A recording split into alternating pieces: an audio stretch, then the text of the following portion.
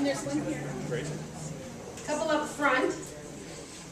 Yeah, there you go. And those people who want to stand can stand, but we do have some seats here. What I wanted to tell you about first, and it's on your agenda, has to do with a winter break closure. And this year, we took a look at the calendar, and the holidays fell very nicely for us this year in that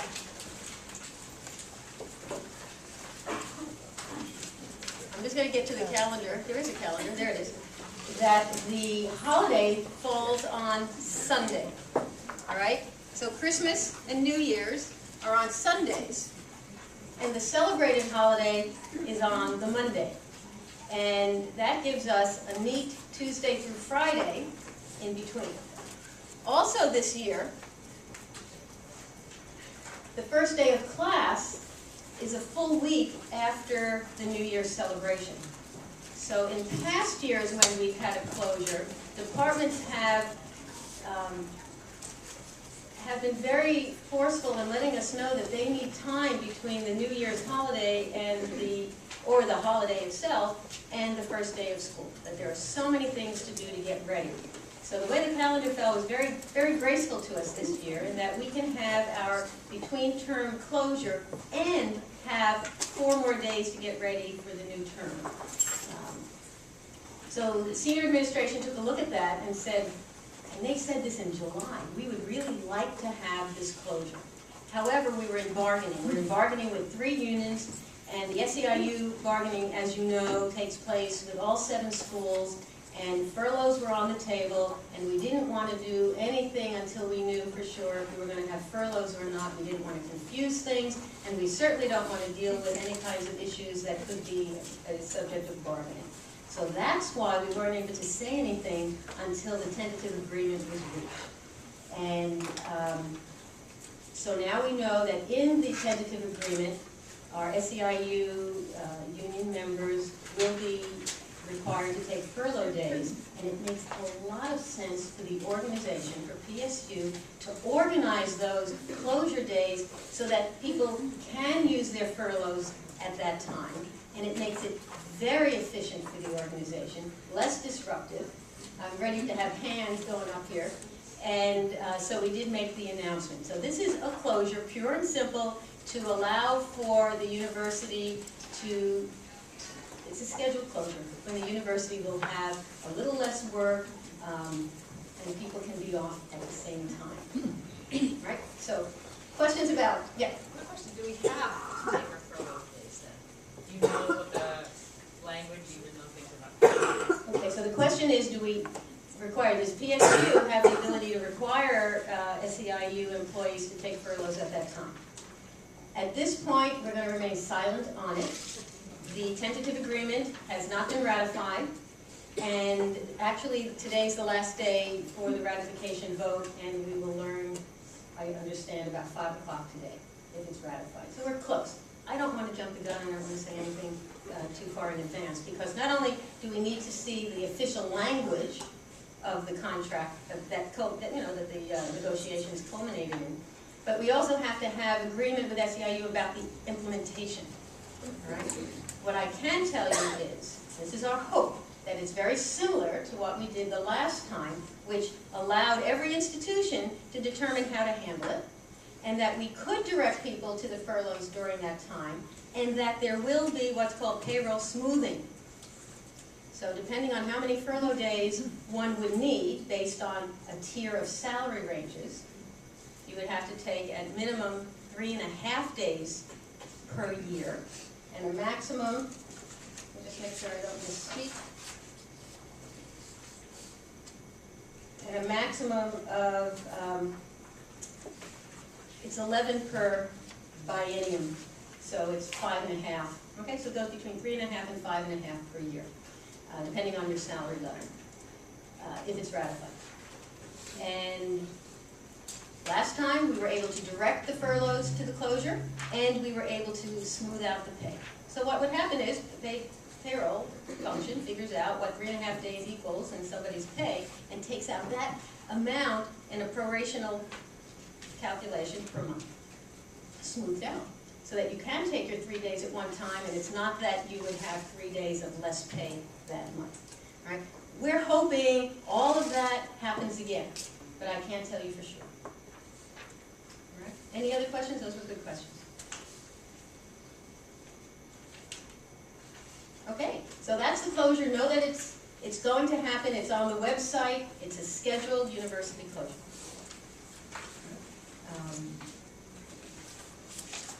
Is that a good thing? Not a bad thing?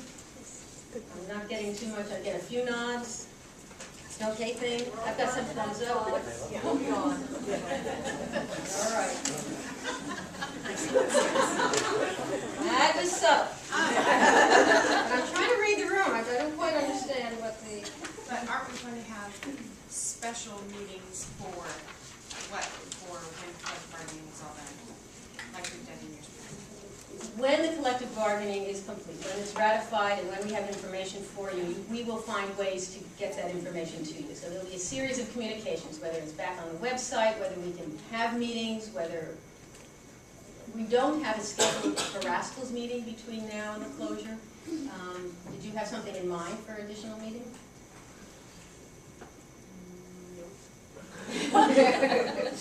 Actually, we have our Rascals scheduled the first week of December. All right. Or second week, I think. Early Do we December. have it on the back here, the next dates? All right, if we have a Rascal meeting in December, we can certainly wrap things up at that point and give you more information if you still have it, but we're going to need to get information on the website a lot sooner than that. Okay. So you referred to how it may or may not impact classified staff, just talk about closure and non-classified staff. How a closure will affect unclassified staff has to do with if you're salaried or hourly. Right? So if you're a salaried employee, excuse me, I'm thinking of the snow days.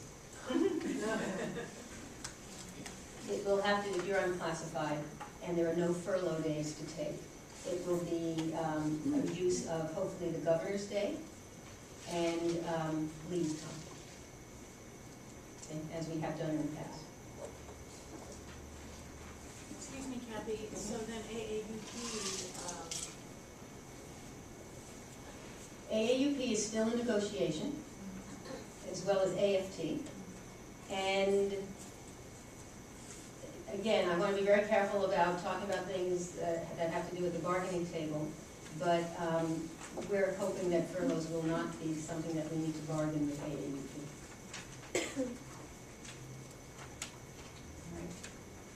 The direction that has come from the governor's office is that the total compensation at the end of the day has to come to the same amount of money that was spent on the SEIU bargain. All right? So when the SEIU finished their bargaining and it was calculated how much it costs, and the cost is across all aspects of compensation, what we pay for PERS, what we pay for PEB, what a salary increase might be, what step increases might be, a deduction for what the furloughs are. I mean, it all gets calculated, and then there's a cost. That's what we can spend with the other units and with the unclassified, unrepresented employees. All right, so it's a balancing act, but there are elements that can be traded within the negotiations. So that's where we're at with AAUP as well as with AFT. And our history has been that whatever we do with the AAUP members, we have given to the unclassified, unrepresented. That's our history. All right, but it's a little too soon to say how that bargain is going to end up. Good questions. And that's why I'm hanging in here, because I do want to hear what's going on, and I don't want some unasked questions out there. I'm going to jump ahead to the very end of your program. I'm not going to go take the slides that way. And I'm going to give you one more announcement, and it just has to do with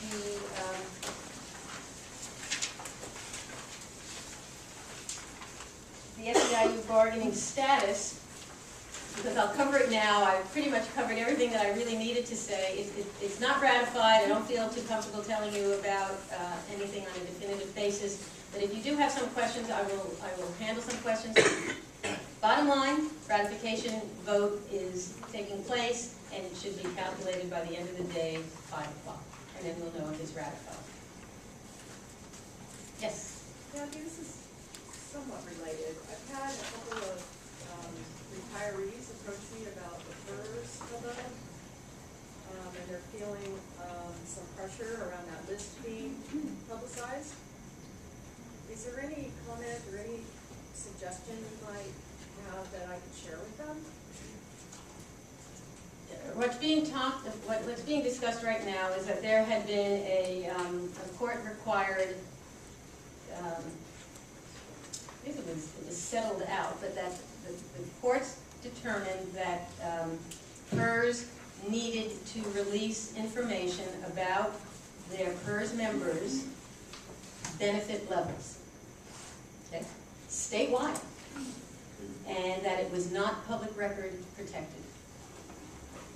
And we heard about it, but there's nothing we can do about it. So there is a list that is available. The newspapers were asking for it, and I'm not sure where it was ultimately published. And it will identify members and their retirement amounts. My mom came to me with that question, she's very worried she hadn't retired. Who hasn't had their identity stolen by now, but she didn't want her name out there. She did the idea of being made public, piece of public information. And I said, Speak as loud as you can, Karen, because okay, I said, your retirement isn't the one people are looking at. It's the retirement of the people who are in salary grades much, much higher than yours that they're going to care about, I think.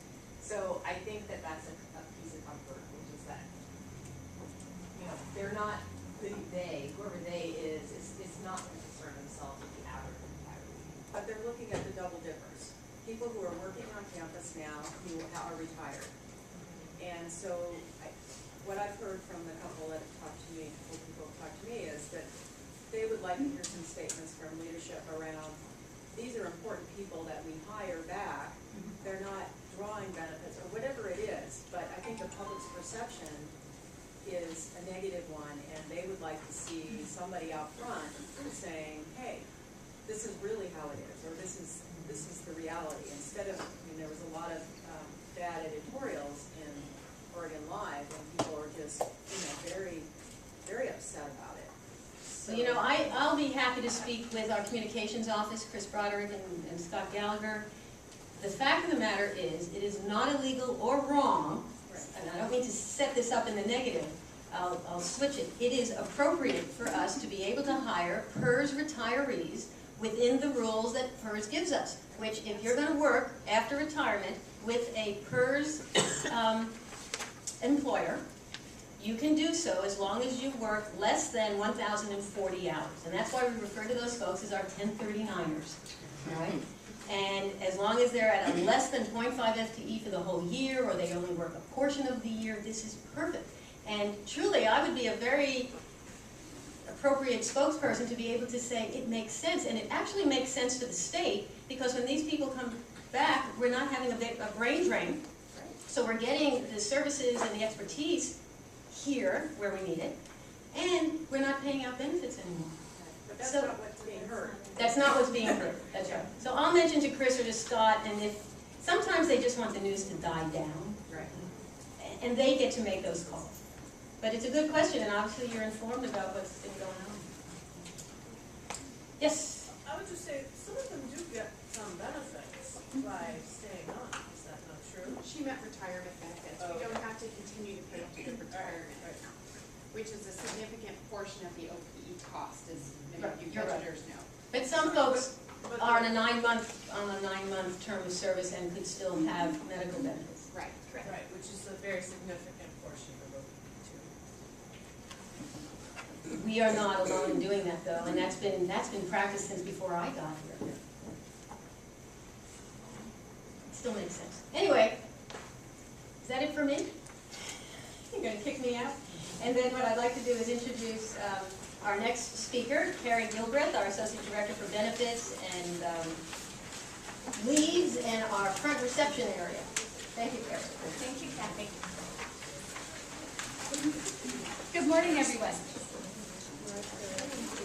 I'd like to talk to you this morning about a benefits update, and before we get started, I would like to let you know that the benefits department is willing to come to any of your all-staff meetings and have the same presentation. So if you would like me to present this for the Senior Benefits Coordinator, Karen Garrison, please just fill out the form that's on the table and leave it at the back desk when you leave, and we will make arrangements to find a time that works for you and come out and do this for your faculty and staff. There's a lot going on in open enrollment this year, and hopefully this is going to help answer a lot of the questions that you have. So I am Carrie Gilbreth, and Karen, would you stand up?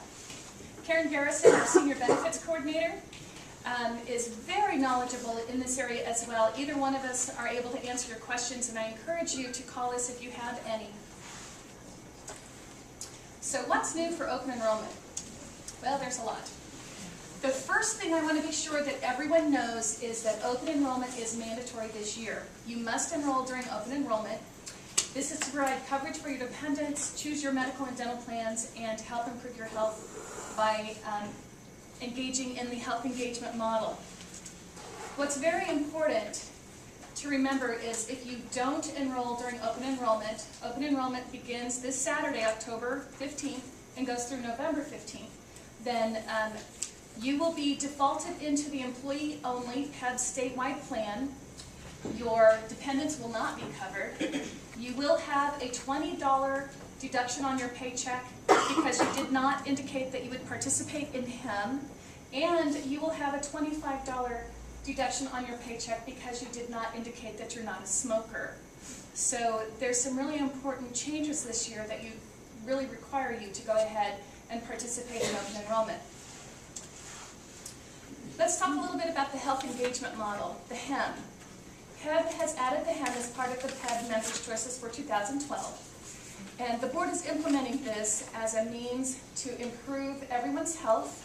The idea being if you improve the health of the population, the claims go down, the expenses go down. As we all know, we've been seeing double-digit increases in healthcare costs for the last 10 years, and there's no indication that that's going to slow down. So this is an attempt to help that and to help us. There's also been a lot of confusion about what is going to be required to complete the HEM and not be assessed a surcharge. So I want to be sure that everyone's very clear. What is on this slide is exactly what's going to be required in order to avoid a surcharge for the health engagement model. Does this get done as we do open enrollment this month, or does this get done December, January? It gets done in January. What you're going to be asked when you go to through open enrollment is you're going to be asked to attest to certain questions. And those questions are, I attest to the fact that I will participate in the HEM. I attest to the fact that I am not a smoker. And I attest to the fact that my spouse has not declined coverage with their employer. Okay? Those are the three questions that you're going to be asked during open enrollment. Then, in January, you're going to have access to the online assessment, and you have until February 15th to complete the online assessment. That's complete the confidential online assessment to identify health risks. Now, I believe that it's available currently for Kaiser members, and if you do one within the last 210 days for Kaiser members, you don't have to do another one. But for Providence and PEB statewide, it's going to be available January 1st. For the Kaiser, is that on the Kaiser website or is that on? It's on the Kaiser website. If you go through PEB to their Kaiser website, it's on there. Yes? Are spouses and domestic partners required to take this? The HEM, yes they are. Spouses and partners are required to take the health engagement model, the health risk assessment, and participate in the health engagement model, the HEM. They have to take the health assessment and the 2 e-lessons. Children are not required to. If you have dependent children, even adult dependent children are not required to. So my husband works at Intel, and he's currently on my plan. And he's on his plan. I have him double covered. He's not going to take the HEM. I know that. So I'm going to remove him during open enrollment, because if I participate in the HEM and he does not, we still get a $35 a month surcharge. So it's you both participate or you get the surcharge, okay? Yeah. Another new thing this year is what you mentioned about the double coverage of a spouse. Yes. A spouse defining coverage with their own employer, and that makes sense to me cost-wise. But what if my spouse is between jobs right now, and we're hoping to one day soon have a benefits eligible job? How do I communicate to Ted When he's gotten the now job? he has a job, now he has benefits, but I signed him up for benefits, don't get me in trouble? That's called a mid-year qualifying life event, and you're going to change. So even if that happens like at the end of November? Oh, sure, or in January or February, or March or April. If you have a qualifying life event, if your spouse gets a job and now has their own health insurance, you can remove them, and the reason is they gained other coverage. If you get married, you can add your dependent. If you have a baby, you can add your dependent. So there's qualifying life events that allow you to add and subtract dependents throughout the year. Margie? To join Weight Watchers, you have to do a health assessment for that. Yes. Does that health assessment carry over to this health assessment? If you're on Kaiser and you've done it within the last 210 days, it does. If not, you need to do it again. Yes? On your slide, you have pledged to take actions. On the PEB web page, the document they have per our emails yesterday said that you're required to take actions, and your email response to me was that we're encouraged to take actions. Yes. Those three words have three different meanings, so. The only two things. So what does pledge mean? Because it says pledge to take action. And so I pledge it because I don't want to pay the money, but I have no intention of doing anything. I mean, This is self-reporting. This is self-reporting this year. The only information that's going to go back to PEB this year that will trigger a surcharge is they're going to find out if you completed the health assessment. They will get a yes or no for you and your spouse or domestic partner. They're going to know if you completed the 2 e-lessons. They're going to get a yes or no. Those are the only 2 things that is going to go back to PEB this year. Hopefully next year they're going to make it more robust. They're going to hopefully have other things that are going on. They're asking you to go ahead and make a pledge to your own health and to commit to getting healthier. But there aren't any follow-ups on that, and you're not going to be charged. I'm going to Weight Watchers, and some weeks I gain, I don't lose. They're not going to charge me for that, okay? So this is just an effort on your part to take action. Yes? If you have a smoker in the house, and so you indicate that you have a smoker in the house, and that person quits during the year, is that something that you can update? No. So that you, okay, so you're going to get charged the surcharge You're going to all get year, charged the even if surcharge they for the whole quit. year. That's kind of repels It's a disincentive, I know. Trust me, it is a disincentive. He's going to quit, do it in October. Yes. The day to fill out the assessment. Now's the time to do it. Okay, we've got another question, hold on.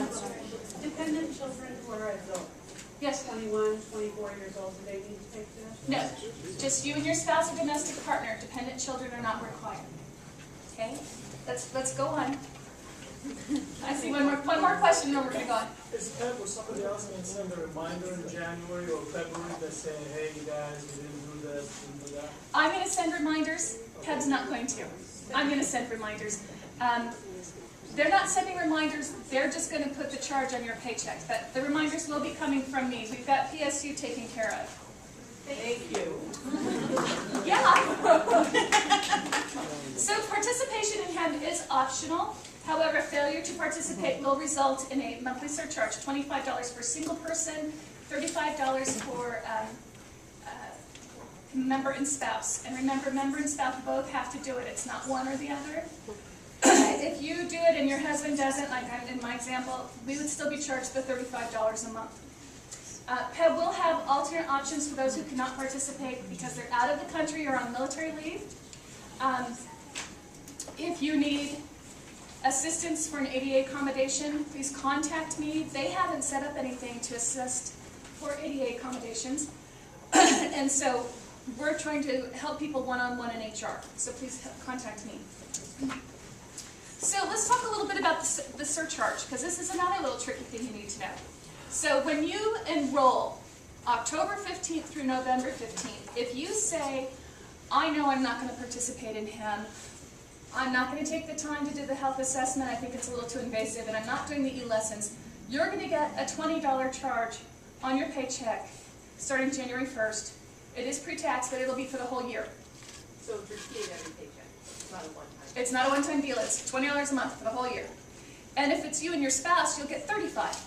However, if when you take the, when you enroll online and you attest to the fact that, yes, I'm going to participate in HEM, but then February 15th comes along and you have not taken your health assessment, they're going to shut down the health assessment, you won't be able to take it, and you're now going to get, starting on April 1st, you're going to get $25 fee, $45 for you and your spouse. Okay, but let's say you do take the health assessment, but then you forget to take the 2 e-lessons. You ignore my reminders, you forget the 2 e-lessons.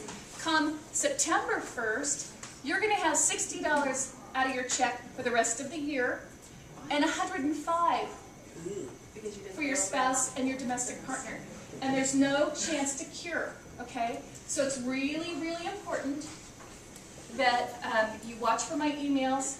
You have until February 15th to complete the health assessment, and you have until July 15th to complete the 2 e-lessons. The e-lessons take 2 to 5 minutes.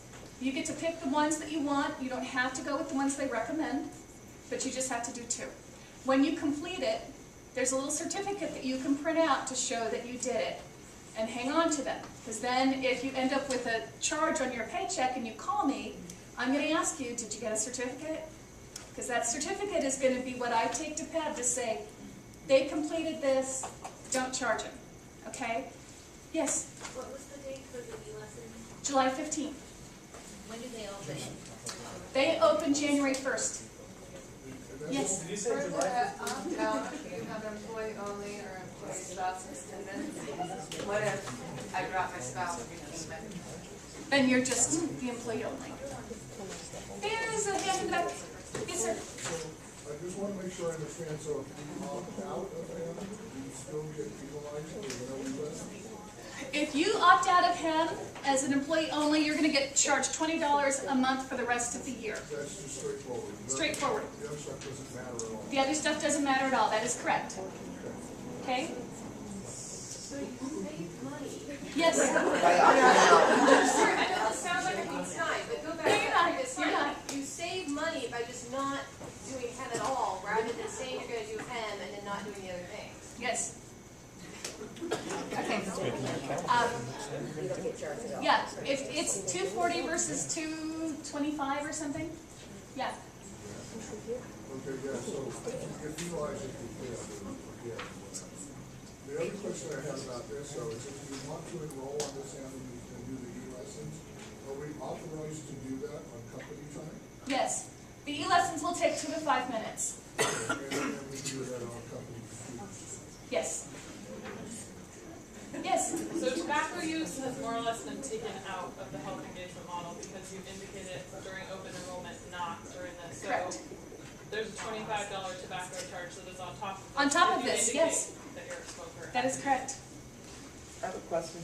So if you, say you're gonna do the e-lessons and you don't get them done in July, and you signed up for HEM, is that $60 retro back to January? No. It starts on 9/1 and goes for the rest of the year. The idea is to get the total for the year around the 240. So that's why it's that amount. That's why they go up, because you don't have as many months to contribute to it. Okay, so let's start talking about plan design changes. The first thing I want to let you know is that a new medical plan has been added. That is, the Kaiser deductible plan has been added as a 4th medical option. Also, Weight Watchers will now, effective July 1st, cover the member and their spouse.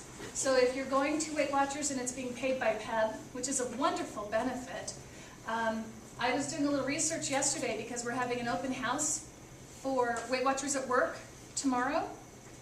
Is it tomorrow or is it? Yeah, okay. And the cost of a 13-week series is $155. I mean, that's really a nice benefit that they're paying for. And come January 1st, they'll pay for your spouse as well. Tobacco use, obviously, is strongly discouraged. You will start paying $25 per use monthly surcharge for you and also for your spouse. So it could be $50 for spouse or domestic partner. And beginning in 2013, premiums for optional life insurance will also be rated. We'll have the rating for non-smokers and rating for smokers. So you're going to be paying more for life insurance if you're a smoker in 2013. Now, when you answer the question in 2013, you have to have quit smoking effective November 2012. So You've got 2011, excuse me, November 2011. So you want to stop smoking now if you don't want to get those additional charges for life insurance in 2013. Is the question for this year for the medical? Yes. Does it have to be quit for a certain amount of time or not as a user for a certain amount of time? No. If you, when you're answering the question, is you quit, because I know two people that have already quit in anticipation of open enrollment. No, they aren't asking that you have been quit for 6 months. As of the date you're clicking it or not? Hopefully not. Statistics show that you have to quit 11 times before it sticks. So if you're on number 7, you're on your way. Okay? That's a true statistic. Okay, deductibles. Members will pay out of pocket for coverage services until they reach their plan deductible. We have deductible in all of the plans except for the Kaiser HMO this year. The individual deductible in both Providence and PEB statewide and the new Kaiser deductible is $250 when using in-network providers, that's per person, and $500 when using out-of-network providers. The family deductible, when 3 family members meet their individual max, is $750 in-network and $1,500 out-of-network. Amounts accumulate separately for use in and out of network, okay? The other thing I want to let you know that I just found out yesterday, I use acupuncture. I'm on PEB statewide and I use acupuncture. So I was thinking I was going to have to meet the $250 deductible and then get my acupuncture. Well, acupuncture is considered out of network. I have to meet my $500 out of network deductible before they start covering anything in acupuncture. So you're going to have to meet the $250 in-network procedures and the $500 for out-of-network procedures. Yes? So let's say you use providers both places. Yep. You have 2 deductibles that apply. Okay. One in-network, one out-of-network. However, there are some savings. PEB did see through studies that the first 4 visits with a primary care provider are not subject to deductible. The reason is the average person goes to the doctor 4 or less times a year. So they're trying to give a break to everybody, and those first 4 visits with a primary care provider are not subject to deductible. And that's per person, not per family. Per person, not per family.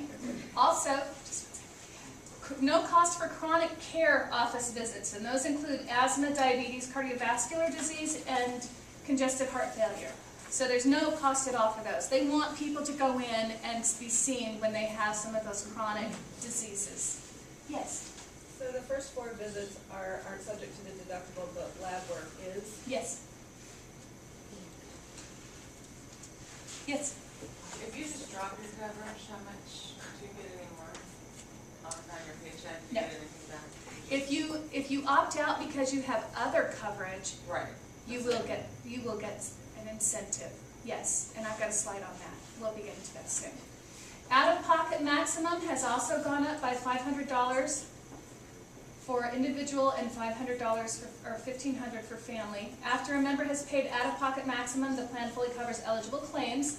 The maximum is $1,500 per individual, $4,500 per family in network. Once 3 family members have met their individual maximum, and that's in network. I was helping a staff member yesterday who had reached $1,500 and was still paying, and she was trying to figure out why. Well, we finally figured out she was working with an out-of-network doctor. So the lists are the sheets on the table that show the plan comparison has the in-network and out-of-network costs. Waiving other coverage. If you have a spouse or domestic partner who does not work for the state and is not on PEB insurance and declines their coverage with their employer to be on our coverage, you're going to have a $50 monthly surcharge, okay? Now, if they take both, in my example, my husband has his and I have mine, and if we did that next year, we wouldn't have a $50 surcharge because he's keeping his. But if he declined his because he doesn't like the hassle of who pays first and the co-insurance, working through the co-insurance, then I would get a $50 surcharge, okay? Yeah. What if they opt out of just like medical, but they keep like the dental and vision? You'd get a $50 surcharge. My husband's business, he doesn't opt out because it's optional to have it, but he would have to opt in and pay. Would that count for The this? $50 surcharge. Yeah, even if you have to pay. So in other words, they're now requiring that if you're covering a spouse, you're paying $50. Correct. So I just want to be clear, so the first 4 appointments to the doctor, we would pay go there and do our For the regular primary copay. care. Yeah, the primary care, and do our regular copay. The 5th time we go, we have to pay, do we pay the full amount of the doctor visit? Yes, you do if it doesn't reach the deductible of $250 in network. That is correct. Yes? Can you just, the difference between the deductible and the out-of-pocket maximum? So once I'm in network and my family has paid $750, we have to keep paying until we hit the maximum of $1,500? You're gonna pay the first $750. And which plan are you on? Providence? Providence. And then you're gonna be paying just the $5 copays and the $15 copays. You'll just pay the copays until you reach the out-of-pocket maximum, and then you'll pay nothing. They'll pay 100%. And then the second question is, like maternity care, is that going to be considered chronic?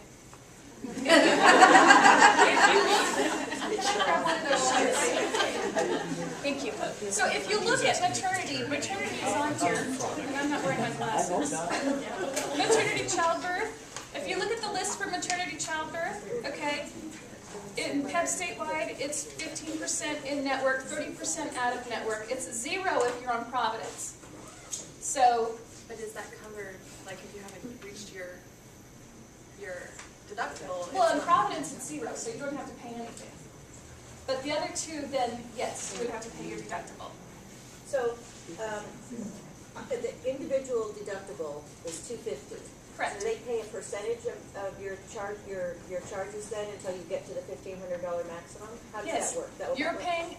paying according to the schedule. Okay. You pay the first $250, and then if you've got PEP statewide and you're in network, you pay 15%, and PEP pays 85%. Until you get to the 15, Until you and get then to the they pay 1,500, and they Okay. pay 100%. Okay. Yes. And I have another question.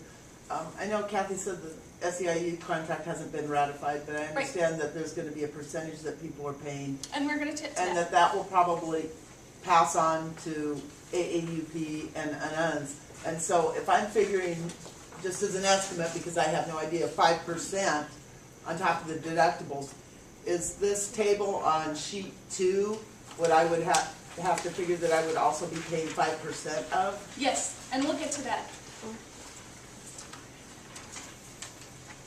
Prescription drug coverage also now has a copay, a deductible. Prescription drug has a $50 per person deductible. So for your prescriptions starting in January, you're going to pay the first $50 for each family member. And then the coverage will kick in and you'll start paying on this table. So there's the value drugs that your coinsurance is 0, generic is 10, brand formulary is 30, and specialty drugs are 100. Okay? And there is a link on the PEB website that shows what those are. I take Lunesta to sleep, and I was concerned that that was going to be a specialty drug. But we found out that the specialty drugs are things that are like chemotherapy or injectables for arthritis and those kinds of things that can cost as much as $10,000 a treatment. You'd be paying $100. So my Lunesta is going to be a brand drug under 30. What's Yes. the difference between value drugs and generic drugs? It's just a simple list. It's the verbiage they use for their list. We did not print the list out because it's 89 pages. And so if you go to the PEB website, you can see the link and it'll show you what is considered which. Okay. And that's not Kaiser. That's not Kaiser, no. Kaiser did not change, I believe, and it's on the comparison sheet that you have at your table. Yes? We've been reading literature possibly online that what that actually said is that there are no tier exceptions. And I want to know, I'd like some clarification on that. What does it mean there are no tier exceptions? Versus what, because what you're saying here is that if it's not on the formula, then it's not going to be paid for at all, right? You can request an authorization for a drug that is not on the formulary, and they will make a decision whether or not to honor that for you or ask you to use something that is on formulary. So the process is still going to be there? Yes, that process is still there. Exception process. Absolutely. And I have so been assured. This exception process is talking about that tier exception? Existing exceptions to copays for non-formulary drugs will no longer be valid beginning January 1, 2012. They said those are the ones that were grandfathered in from Regents. If you had a drug that you were on from the Regents Blue Cross Blue Shield plan, and they had grandfathered you in, you're going to need to call and get another pre-authorization. What about one that was approved this year in Providence? They will honor those. They will honor them. They will honor those. Additional plan design changes. The plan will no longer cover certain surgical procedures for the following removal of common warts. That doesn't include plantar warts or venereal warts, TMJ syndrome, varicose veins will need pre-authorization, breast reduction, ganglion cysts, bunions, corns, hammer toes, and non-cancerous neuromas. Now, I've challenged PEB about this list because some of these things can be life-threatening, and what they said to me was, if you've got a serious situation under any of these procedures, call them and request a pre-auth and see if you can get it approved, okay? Just don't say, well, it's on the list, I can't have this. There will also be additional copays for partial hip and knee replacement and some imaging and sinus surgeries. And all of that is listed out for you on this sheet that you have. VSP, vision coverage, the plan will have a $25 copay and a $150 allowance for frames. The plan will cover single focus lenses and lined bifocal and trifocal lenses in full. Lenses from VSP providers. The plan has a $200 allowance for contacts, and that includes fitting and evaluation. And it looks a little confusing. When you look at the chart, it looks like it's frames and contacts. It's frames or contacts. Isn't there also a $10 copay for the visit itself? Yes. Yes, there is. So the whole benefit is like $185 versus basically that $200 before. Yes. Absolutely. Yes. Yeah. So your medical options are the statewide plan, the Kaiser Permanente HMO plan that we had before, the Providence Choice, and the new Kaiser deductible plan. You can also choose to opt out of medical only, opt out of medical and dental, or simply decline coverage. For your dental options, there's 4 full-time and 2 part-time options. We have the same plans that we had last year. Do you require a person to have different insurance to decline this insurance? Yes. And we've got a slide on that. The dental plans are ODS Traditional and ODS Preferred, Kaiser, and Willamette. One thing that I want to mention here is, if you are going to be adding a dependent, don't add them during open enrollment, because it can really mess up their dental coverage. You want to add them with a mid-year change form. Even if you're adding them during open enrollment, do it with a mid-year change form. Because if you add a new dependent during open enrollment, they're considered a late enrollee, and they have a 12-month waiting period for basic major services and 24-month waiting for orthodontist services. I think they can get a cleaning, but other than that, they can't have anything else done without having to pay for it. But if you add them through a mid-year change form, then they're added and they get the benefits immediately. There's no waiting period. Okay? Opt out of medical or opt out of medical and dental, you will need proof of other coverage. You get money back, $233 or $193.50 depending upon your opt-out option. It is prorated for part-timers. You will still have the $5,000 basic life insurance, and you may choose the other optional benefits. You must provide proof of coverage to HR within 5 business days of enrollment.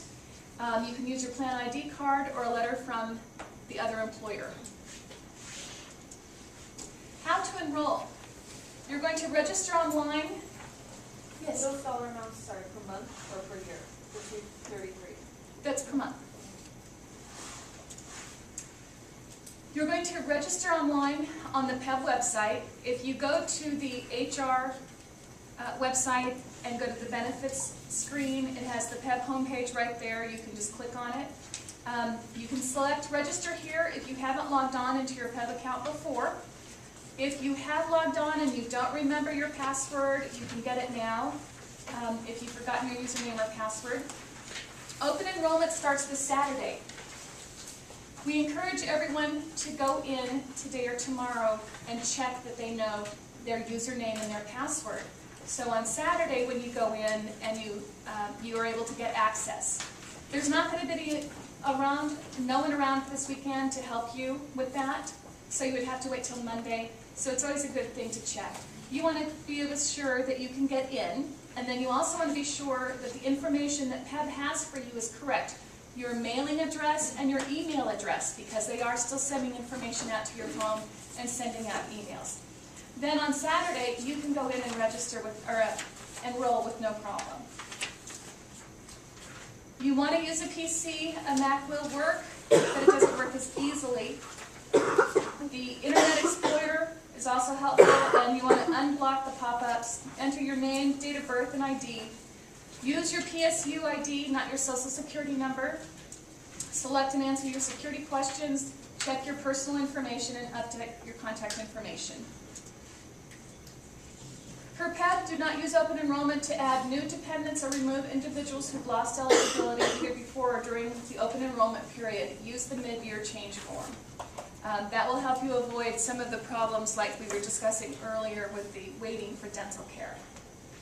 Mid-year change forms can be received from the HR department and submitted to HR within 30 days of the life event.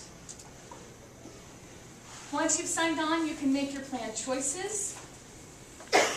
You can also change the optionals, the life insurance, the disability, the long-term care. You must re-enroll in your flexible spending account each year. You want to save and continue or change your beneficiaries. When you're done, you want to print your benefit statement for proof and be sure and check that on your December paycheck. Then for the flexible spending account, you're also going to want to check your January paycheck to make sure that your flexible spending account deductions came out the way that you want them to. Okay? Now we're going to talk a little bit about how to calculate your out-of-pocket pre-tax premium share and surcharge costs. So for the UNs and possibly the SEIU, they're ratifying today, and in their contract they agreed to pay 5% of the premium share. AAUP, we have no idea at this point. They are bargaining. But if you want to know how to figure out what that 5% is going to look like, on the back of this handout is a worksheet. Okay? And if you turn the page over, on the bottom is the cost of the medical plans based on tier. So question number 1 asks you to enter your medical premium amount. Well, I am an employee only in PEB statewide. For PEB statewide employee only, I'm going to enter $990.52. Line 2 is going to ask you to enter your dental premium. Dental premiums are on the next page. At the top it says dental plans, and then the costs are right here. I'm an ODS traditional employee only. I'm going to enter $81.27. Okay? So I'm going to enter those two in line 1 and line 2. Line 3 is filled in with $1 for basic life. And then line 4, you add those together. And line 5, you times it by 5%. And that is the premium share for the UNs and possibly the SEIUs.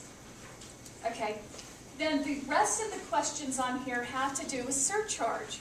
Are you going to participate in the hemp? Is your spouse? Do you smoke? Does your spouse smoke?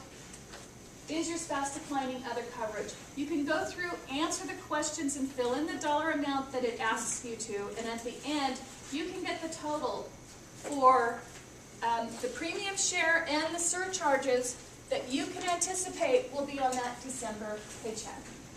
Okay? So everybody can just take that home to their office and do those? Yeah? Line 6, the premium subsidy. If you are in SEIU and you make less than $2,816 per month, there will be a subsidy of $40. And I do believe we're going to do that for the uns. I'm not sure if that's been finalized yet. Yes? No. The subsidy is to try to defray the cost of the health insurance. Good question. Yes? So is this estimated just for our own purposes? This isn't something we have to fill out online? Oh, no. This is an estimate for your own purposes. Okay.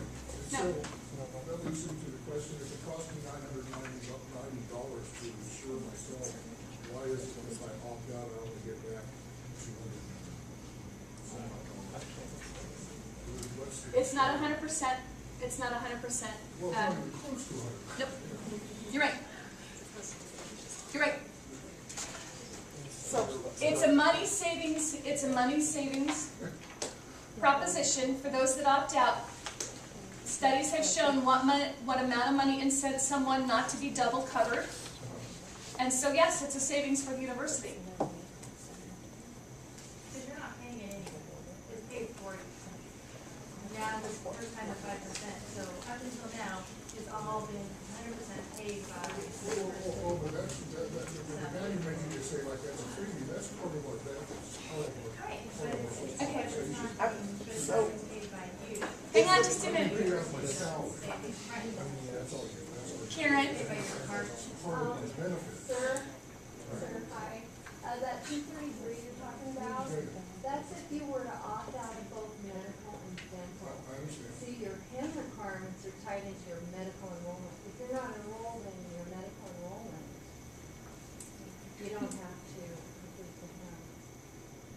Your HIM requirements are tied into your medical enrollment. So if you opt out of medical or medical and dental, that's when that 233, 193 No, I comes. understand that. Okay. Yeah, no, I do understand. Yeah, it's, There's still choices to be made. okay. Absolutely. I understand, you're just simply saying you have to opt in, basically, you have to begin. You have to be enrolled in medical. For him to be. I'm sorry, we're gonna need to keep moving along. Karen? so is the 5% the amount that we should figure on paying? Has that Yes. decision been made? For the unknowns? Yes. Yes. Okay. Yes, for the unknowns. Yes. Where would I find that estimate form? Is it online form? I can't The paper one that's on the table? There's no. It came, did you get a mail in the because I actually filled this out like 2 weeks ago or something, guessing about the 5%. It came in the mail. And we have electronic copies that we sent out, and we can send out another one. They'll also be at the benefits fair. We're going to have special computer labs to help with online enrollment. The benefits computer labs will be Tuesday, October 18th and Wednesday, November 9th in Newberger Hall, room 448, from 7:30 in the morning till 10 a.m. and again from 11:30 to 2. If you want help with completing your online enrollment, if you lock up your online, when you go online and you're locked up, you can call the benefits department to get help resetting your password, or you can call PEB directly. There will be more information at the benefits fair, which is going to be Friday, October 21st from 10 to 2 in the SMSU ballroom. We are going to have special presentations from the Social Security Administration from 11 to 12. We're going to have a provider come in and do a piece on relaxing the ties that bind from 12 to 1. Lunch will be provided for the first 50 people. If you're interested, there's a pass sheet on the table. Call HR and register for that piece in order to get your lunch. And you PERS will be here from 1 to 2, and all of our reps, plan reps, will be here, so you can get questions answered from all of the plan reps. The benefits that stay the same: MedX, travel insurance, wellness perks for your medical plans, dental plan options, life insurance, basic and optional life, disability insurance choices, long-term care, and flexible spending account. We've already talked about Weight Watchers will be available for both employee and spouse come January. Flexible spending account, remember, you must re-enroll every year for this pre-tax savings. Healthcare accounts help pay for uncovered medical and dental costs. Dependent care accounts help pay for daycare. The daycare maximum is $5,000. Does that cover our, what we have to pay out of The pocket? deductibles? Well, not the deductibles, but according to my little worksheet, Oh, we're the paying premium? about $72 a month. That's already going to be withheld on a pre-tax basis, so you don't have to include it in here. Good question.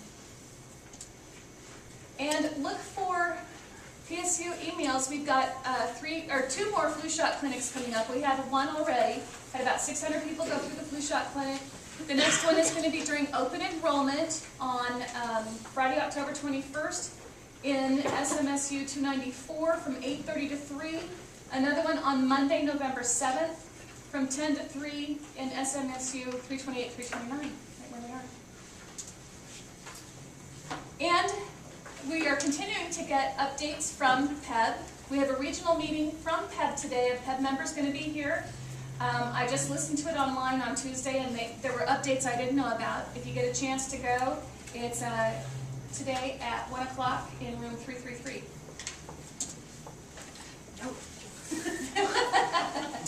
Thank you all for your attention, and please call me if you've got questions, or if you'd like a department meeting. Thank you, Carrie. I know she's the hardest messenger job this year. We're going to try to move through the rest of the material pretty quickly because we still have some significant things to talk about. And definitely when we gathered what information you guys wanted to hear about, you wanted to hear about our big projects. Well, People Admin is moving forward at a quicker pace than we had anticipated. Originally, we were expected to move into the conversion to it's more of a Windows-like environment for 7.0, and we were looking at next spring. So somewhere between March and June, we were going to have the new version of People Admin. We were going to roll it out for unclassified at that time. They moved our date up, so in January, we'll be changing over to the new People Admin version. So hopefully, before we get to next spring, you guys will get to submit your fast tracks, your permissions to recruit, your hiring proposals, and your direct appoints all through our online system. We have been sequestering a small group of people and bringing in various people to give their feedback on the interface design. I don't have any of those here yet because we're changing a little bit of the business process to hopefully make things go a little bit faster and still get the right input in all of the processes. But so far what we can see is that we are cutting out steps in the process while still informing those various areas with what they want to know. So you'll have to trust me at this point. When we move towards a little further later this year, we should have more solid documents, and if you're interested in coming and giving a department perspective on it, give me a call. We'll set up a time. It's taking right now about an hour and a half of discussion because it's so theoretical, but we have about 13 electronic processes fleshed out step by step now, with which fields, departments, deans, vice presidents' offices, the budget office, equity and compliance, comp, research and strategic partnerships. So we've got all those different key players having identified what needs to be submitted when, and it's going along actually much faster than we expected. We have Justin here today. Justin is our godsend of a student, and he has been working diligently to try to do the work behind the scenes to convert all of the unclassified position descriptions that we've only had in hard copy or in Adobe from the last decade of sending you guys your proposals to appoint back through email, through a PDF file.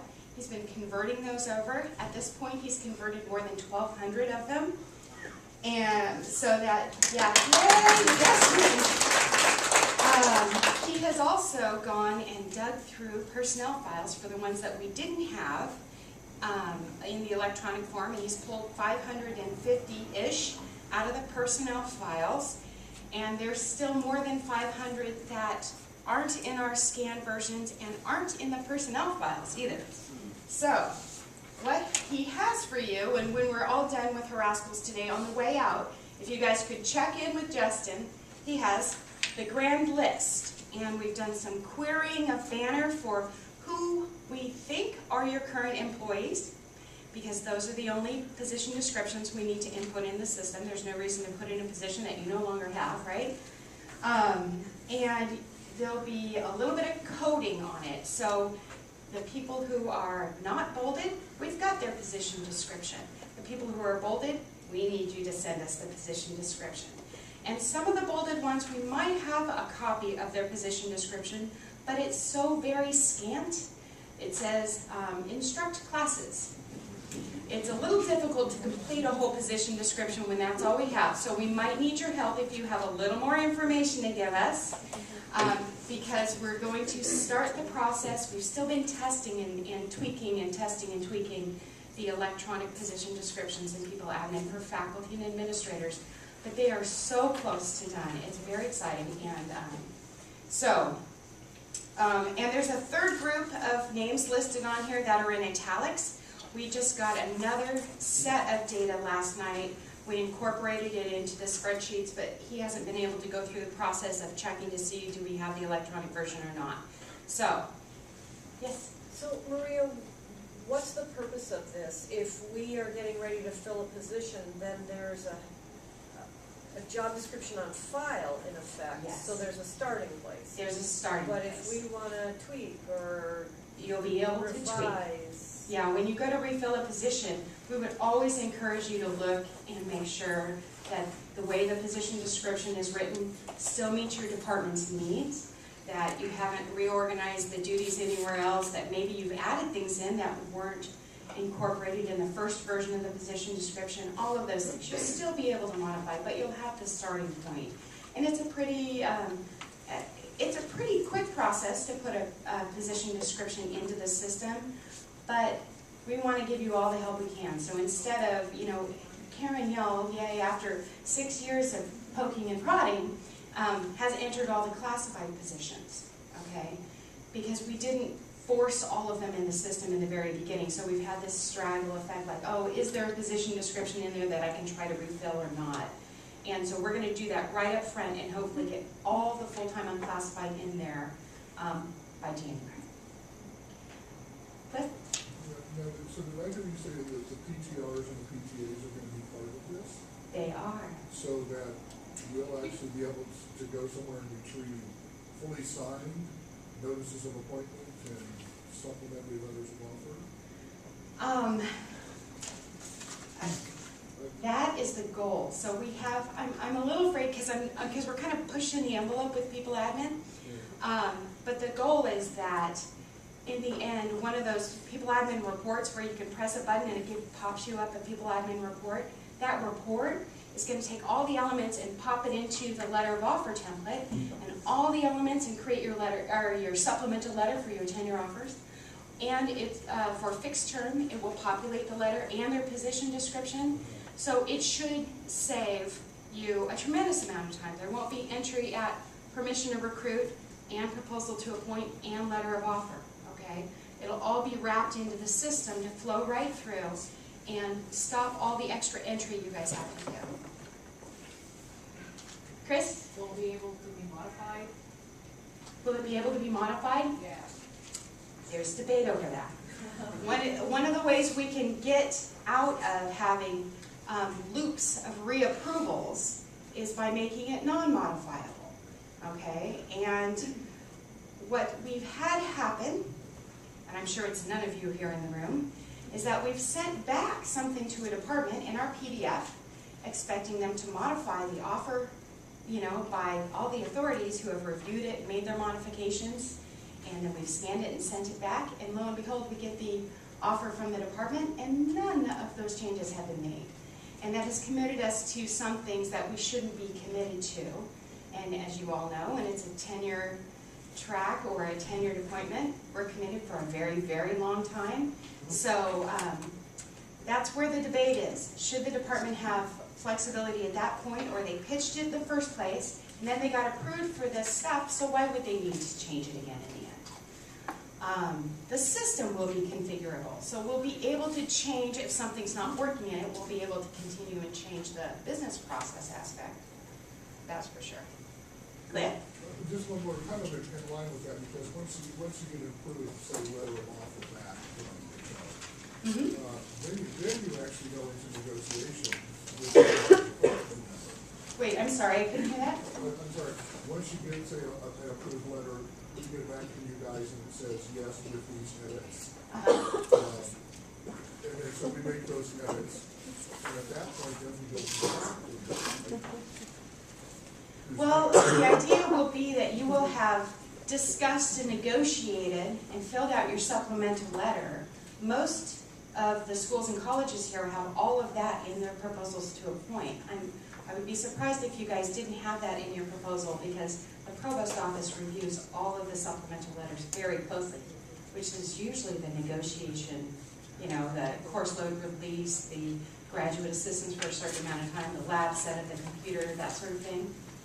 Yes and no. I mean, yes, one expects that to happen, and sometimes, as you're saying, those changes that are suggested don't happen. Well, we may have a revision portion that we need to build in. So I think you and I should maybe get together and talk and see how that works in real life. We've had input. The first subgroup we had about 14 people. Department, institute, center, dean's offices, and things like that. So I would love to have your perspective, though. So you'll be somebody who comes to check out the clothes. Because at one point I was also trying to make was that beyond that, when the department's actually gotten the okay to go out and say, okay, we've got everything all set up here, we want to hire you, I'm sending you the letter of offer. Candidate gets a letter of offer and goes, and you know what, I've been thinking about this and I don't like this. So then it's at this point that there's some negotiation that goes on, and that's not unusual. Right, there's some negotiation, and I don't want us to take too much time, because I know we have a couple other things, but if you negotiate, say, a higher startup cost, doesn't your dean's office need to approve that higher cost? Oh, yeah. Okay, so that's what I'm saying, is that there's an approval route that things will follow, and you'll be able to submit changes, but yeah, it will still have to be approved. You won't have the same kind of, oh, well, now I'm going to do this, and no, my dean's office doesn't have a clue that I've done that. Right. Okay, that's what we're trying to prevent. And nobody does it intentionally, but it happens, so. And you know what, I'm going to skip the other aspect I know you're expecting. So we will continue to cover people admin in every Rascal meeting. We'll let you know what happens. We're re-leveling users. We haven't done it yet. Keep going through the system like you're used to going through, but we're going to try to make it a little easier to tell what level you should be.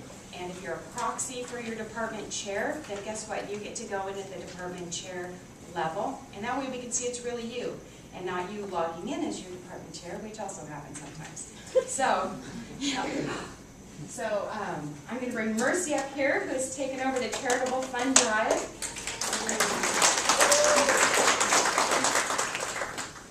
Good morning. My name is Mercy Joy Lukey, and I'm the coordinator for the 2011 Charitable Fund Drive. I just want to take a few minutes to give you information about this campaign.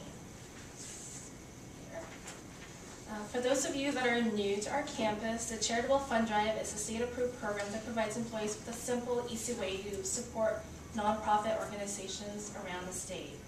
You choose where to direct your gifts from among 900 charities. For example, Oregon Food Bank, American Cancer Association, Earthshare for Oregon, and Habitat for Humanity are one of the charities that are listed.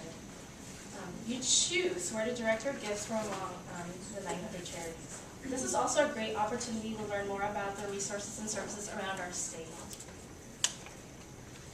All right. If you wish to give, there are 3 ways to contribute. Pledge to contribute from each paycheck, make a one-time gift donation, or volunteer your time with an organization at your community. And hopefully you guys should have received an email from PSU info, and also campus mail. This all-in-one flyer has information on how to give online, and also if some people don't want to do it online, there's the paper version as well. And also I'm going to put some posters and information about the charitable fund drive on the back table over there for managers and supervisors to take with them for the department. And this campaign do run from now through November 30th. Does anyone have any questions?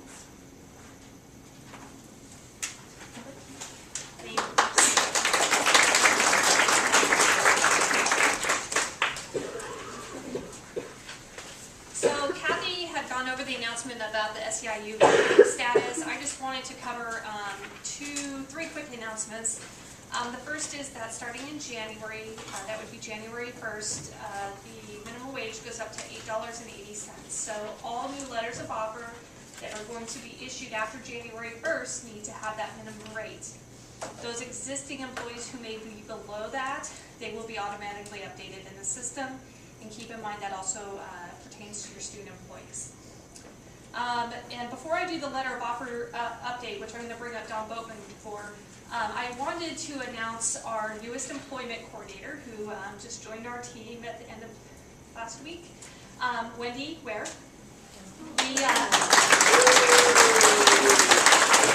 Wendy has been with us in HR since October of last year, and she's been our front desk extraordinaire. And we recently did a search for an employment coordinator to replace Kelsey's position, and we are very happy to welcome her to our team. So she's still transitioning between the front desk while they're waiting to refill her position and the employment team. So don't be too mean to her yet. And we'll assign her departments and partners, at a later date. So, anyways, welcome Wendy to our team. And now we're going to just, I'll just let Dawn explain it. I think she'll probably be the best person to explain it. It's a minor change in our letters of offer. Hi, everybody. We have been trying to send this message out in as many forms as possible. So those of you that deal with grants and contracts often have hopefully already heard this. If you haven't, this is another way we want to kind of get the message to you. It's kind of exciting right now at PSU because throughout this presentation and meetings that I've been in over the last few weeks, there's a lot of talk about process improvement. And I think most of our jobs in this room are probably heavily laden with process. We're trying to get processes. That's what we do for processes through. That's what we do for work. So RSP is very interested in process improvement, and so we've been collaborating closely with HR on many areas in which we can streamline the HR process when it relates to grants and contracts. So one of our recent joint efforts is a revision of the process for the former Office of Research Accounting, which is now part of RSP, for the RSP approval of many of the payroll transactions that typically used to have to route through the former Research Accounting. So as of October 1st, no longer will forward-moving payroll actions, with a couple of exceptions, have to route through RSP. So letters of offer, forward-moving LDFs do not need RSP signature. They can go directly from your department or whoever your authorized college unit approval person is to HR. There's a couple of exceptions. One is graduate student letters. We are receiving those because we have to monitor the fee remission that goes along with those. So any graduate research assistant letters still will come to RSP. The other thing, and hopefully this is temporary and a workaround, the other document that needs to still come to us is the timesheet overrides. So for those students for student employees particularly, or hourly wage that are working on grants, they default to a certain org in the unit. We have to print out the timesheet override in order for their grants to be charged for their effort. So those two things still come to us. We're looking forward through additional process improvements and electronic processes to get those out from under the Q2. So hopefully this is a way for less stops on the road in your approval process, less chance for things to get hung up somewhere. And in order to facilitate that, the letters have changed. So Christina has, and the other HR staff have updated the letters of offer. So where it used to, you always would see like an R/A with a line on it. And that's where research accounting would indicate that we had looked at the letter and sent it on. That has now been changed to PI/DRA with a line. So principal investigator, or PI, for those of you that don't know, is principal investigator. So it's really important that we have a place for PIs to say, yes, I have looked at this and it's okay to hire this person on my grant. Or sometimes they're collaborating with their departmental research administrator. And just to talk about that briefly, and to say a couple of other things, I want to introduce Cinnamon Tierney, for those of you that don't know her. She's in a new role in research and strategic partnerships, kind of coordinating and working to support departmental research administration across the campus. And so I want to say a couple words about it. Okay, so in the spirit of process improvement, so part of my new role is I've come from a department, now more in a central role, and I get to work with research administrative, sorry Cliff, can't hear you. So I get to work with research administrative professionals and departmental research administrators to improve processes and efficiencies and to help PIs or faculty researchers work to support them with their research efforts and to work better with the central offices. So with that, I just wanted to introduce myself and just to let you know that I'm a resource now up in the central office. If you have sponsored program awards, issues, or things that you think, oh, this could work better, or something that happens that you think might work better for campus-wide or just even with your group, please contact me. And also I just wanted to mention too that we do have training opportunities that's also part of my new role to help train departmental research administrators around campus. And with that, we have monthly meetings that we have a chance to announce things, just like what Dawn was mentioning with the new changes to the forms and the routing with the HR paperwork. So that was just it. Thank you very much.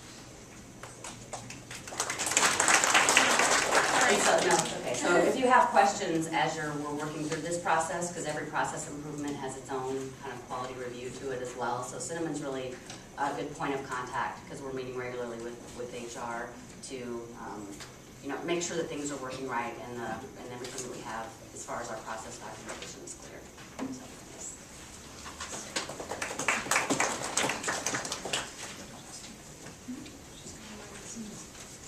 All right, so thank you guys. I think this is the best attendance we've had at Rascals in a long time.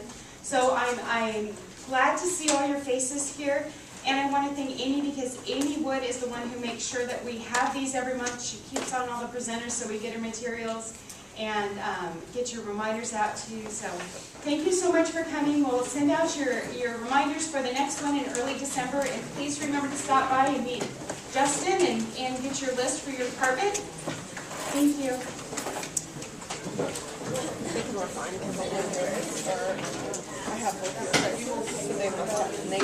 Oh, I forgot to say, they're in order by your Oregon number. So that would be helpful. No, So hopefully they have to do you want to take that with you? I am, yeah, because I